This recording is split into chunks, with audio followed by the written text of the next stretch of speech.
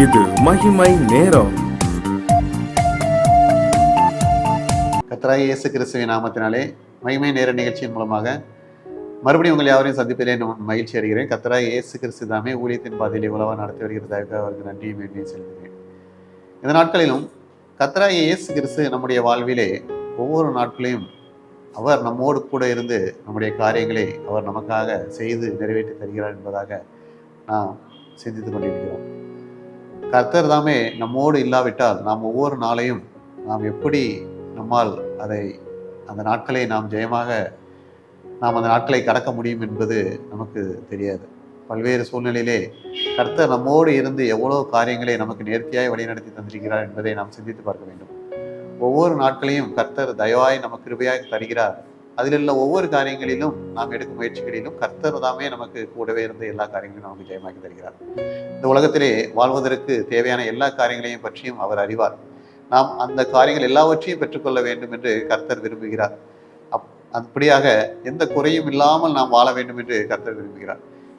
இன்றைக்கும் இந்த உலகத்திலே நாம் வாழ்ந்து செலுத்திருக்கும்படியாக கர்த்தர் நம்மோடு இருந்து தினமும் அன்றாடம் நம்மளோடு இருந்து செய்யும் ஒரு காரியத்தை பற்றி தியானிப்பதற்கு ஆதாரமாக எடுத்துக்கொண்ட வேத வசனம் 21 சங்கீதம் 3 அவரை நித்திய ஆசீர்வாதங்கள் உள்ளவராக்குகிறீர், அவரை உம்முடைய சமூகத்தின் மகிழ்ச்சியினால் பூரிப்பாக்குகிறீர் என்று வாசிக்கணும். நித்திய ஆசீர்வாதங்கள் உள்ளவர் ஆக்குகிறார். கர்த்தராகிய இயேசு கிறிஸ்து நாம் ஆசீர்வாதங்களை பெற்றுக்கொள்ளும்படி நமக்கு கிருபை செய்கிறார். கர்த்தர் நம்மை இந்த உலகத்திலே படைத்து நாம் ஆசீர்வாதமாக வாழ்ந்திருக்கும்படியாக நமக்கு பல்வேறு வாக்குத்தத்தங்களை நமக்கு கொடுத்திருக்கிறார். கர்த்தர் ஒவ்வொரு வாக்குத்தத்தங்களையும் நமக்கு கொடுத்து அந்த வாக்குத்தத்தங்களை ஏற்ற காலத்தில் நிறைவேற செய்து நாம் அந்த ஆசீர்வாதங்களை பெற்றுக்கொள்ளும்படி கர்த்தர் கிருபை செய்கிறார். கர்த்தர் கொடுக்கிற ஆசீர்வாதம் எப்படி இருக்குமா? அது நித்திய ஆசீர்வாதமாக இருக்குமாம். நித்திய ஆசீர்வாதத்தோடு அவர் நம்மை சந்தித்து நம்மை ஆசீர்வதிக்கிறார். மேலும் அவர் கொடுக்கிற ஆசீர்வாதத்தினால் அவர் சமூகத்தின் மகிழ்ச்சியையும் நாம் பெற்றுக்கொள்ள முடியும். ஏனென்றால் அது கர்த்தர் கொடுக்கிற ஆசீர்வாதம்.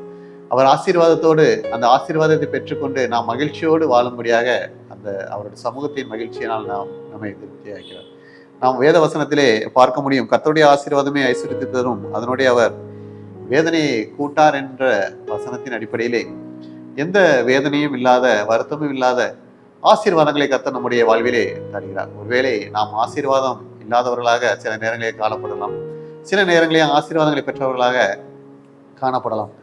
ஆனாலும் அந்த ஆசீர்வாதம் குறைவு காணப்படுகிற நேரத்திலும் கர்த்தர் நம்மை தயவாய் வழி நடத்துவார். எந்த குறைவும் இல்லாமல் பாதுகாத்துக் கொள்வார். அந்த குறைவை சீக்கிரமாக மாற்றி நிறைவான ஆசீர்வாதங்களை பெற்றுக்கொள்ளும்படி செய்வார். நாம் ஆசீர்வாதத்தோடு வாழ வேண்டும் என்று அவர் நமக்கு கொடுத்த வாக்குத்தத்தங்களை ஏற்ற காலத்திலே நமக்கு நிறைவேற்றி தருவார். கர்த்தருடைய வாக்குத்தத்தத்தை ஆசீர்வாதங்களை நாம் பெற்றுக்கொள்ள நாம் எப்படியாக காணப்பட வேண்டும், கர்த்தர் எப்படி நம்மை ஆசீர்வதிக்கிறார் என்று பார்ப்போமானால், முதலாவது கர்த்தர் நாம் பரதேசியாய் வாழ்ந்து கொண்ட தேசத்தை நம்மை ஆசீர்வதிக்கிறார். ஆதியாகமம் 28 இப்படியாக கூறுகிறது, தேவன் ஆபிரகாமுக்கு கொடுத்ததும் நீ பரதேசியாய் தங்குகிறதுமான தேசத்தை நீ சுதந்திரித்துக் கொள்ளும்படி ஆபிரகாமுக்கு அருளிய ஆசீர்வாதத்தை உனக்கும் உன் சந்ததிக்கும் அருள்வாராக என்று வாசிக்கிறோம். கர்த்தராகிய இயேசு கிறிஸ்து இந்த உலகத்திலே நமக்கு தரும் ஆசீர்வாதமாக மக்கள் எண்ணுவது, ஒருவேளை இந்த உலகத்தார் எண்ணுவது, இந்த உலகத்துக்கான ஆசீர்வாதம் என்பது நாம் சொத்துக்கள் அதிகமாக காணப்பட்டு ஆஸ்தியும் ஐஸ்வர்யம் உள்ளவர்களாக காணப்பட வேண்டும் என்பதுதான் இந்த உலகத்துக்கான ஆசீர்வாதம். கர்த்தராகிய இயேசு கிறிஸ்து நமக்கு பரத்திற்குரியான ஆசீர்வாதத்தை அவர் ஏற்கனவே நமக்கு தந்திருக்கிறார். அவரோடு நாம் காணப்படும் போது அதை நாம் சுதந்திரித்துக் கொள்ள முடியும். அதே போலத்தான் இந்த உலகத்திற்கான ஆசீர்வாதத்தையும் அவரோடு வாழும் போதுதான் நாம் சுதந்திரித்துக் கொள்ள முடியும்.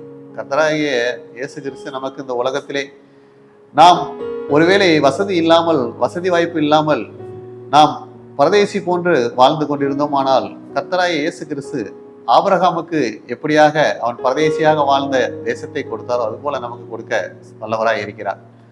பரமராஜ்யத்தை அவர் கொடுத்து எப்படி நமக்காக காத்திருக்கிறாரோ அந்த விசுவாசத்தை கொண்டு நாம் எப்படியாக பரமராஜ்யத்தை அடைய முடியுமோ அதுபோல இந்த உலகத்தின் ஆசீர்வாதங்களையும் நாம் அவரோடத்திலே விசுவாசத்தை கொண்டு நாம் பெற்றுக்கொள்ள முடியும். ஆபிரகாமை கர்த்தர் ஆசீர்வதித்ததற்கு காரணம், அவர் ஒன்றும் இல்லாமல் அழைக்கப்பட்டார். அவருடைய தகப்பன் வீட்டிலிருந்து அவர் அழைக்கப்படும் போது அவர் சென்ற தேசம் புதிதான ஒரு தேசம். அந்த இடத்திலே அவருக்கு நிலங்கள் கிடையாது. ஆனாலும் கர்த்தர் அந்த தேசத்தை அவருக்கு கொடுத்தார். எப்படியாக கொடுத்தார் என்றால், கர்த்தர் அழைப்பை ஏற்று அதை ஒரு விசுவாசித்து கர்த்தரை நம்பி சென்றார்.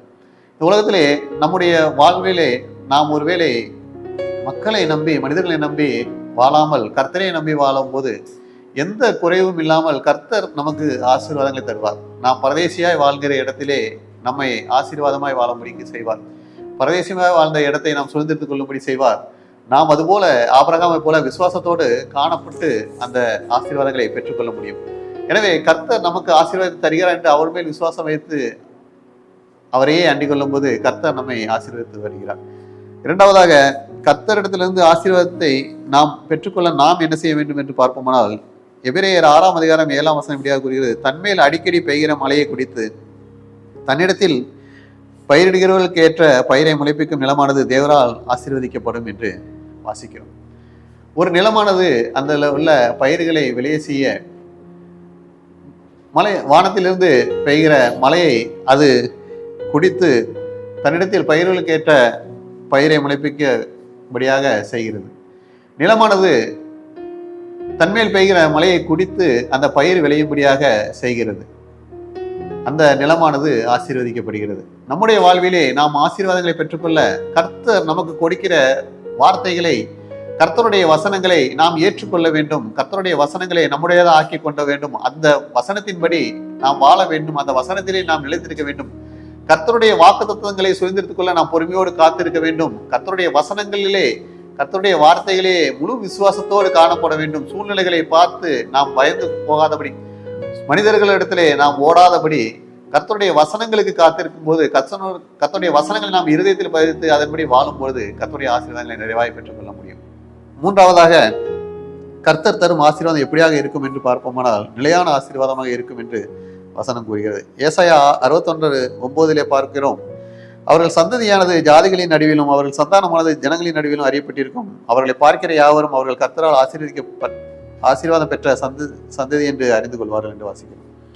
கர்த்தர் கொடுக்கிற ஆசீர்வாதம் தலைமுறை தலைமுறையாக நம்மோடு இருக்கும்படி கர்த்தர் கிருபை செய்வார்.